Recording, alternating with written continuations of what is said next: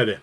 We're continuing our journey through the Psalms. We're in Psalm 44, Psalm Mem Dalet, and Mem Dalet is 40 and 4 in the Hebrew letter numeral system, and we're going from verses 9 through to verse 26. So the singer in the beginning part of this psalm has been confessing their trust in God and asking God to be with them. But in this latter part of the psalm, it's something of a complaint, something of a cry to God, an appeal to God for help. It says it's like you've thrown us aside. You're not caring about us. You've left us to be like sheep without protectors, like sheep ready to be eaten, ready to be preyed upon. You've sold us as though we were slaves, and you've sold us for nothing into slavery.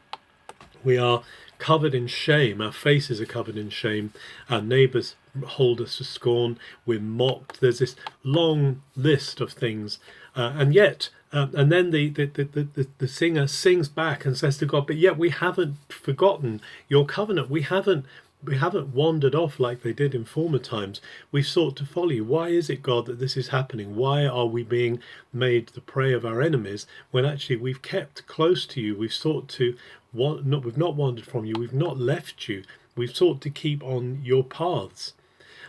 But it seems like you're crushing us, God. It seems like you've let wild animals get hold of us.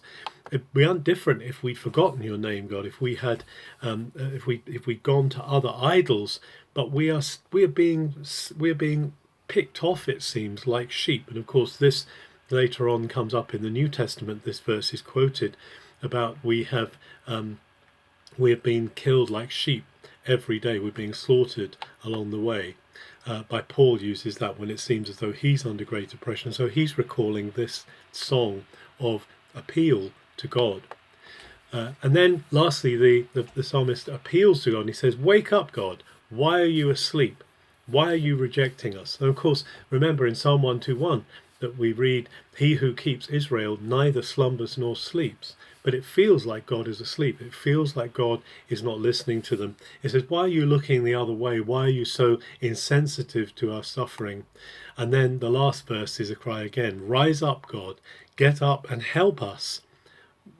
Redeem us because of your hesed, because of your covenant obligation. So in the last verse, there's this appeal to God's covenant. He has to act because he's promised, and therefore they're asking him to do hesed to us, do this covenant obligation, show us your grace, not because you feel like it, but because you have to, because it's your covenant.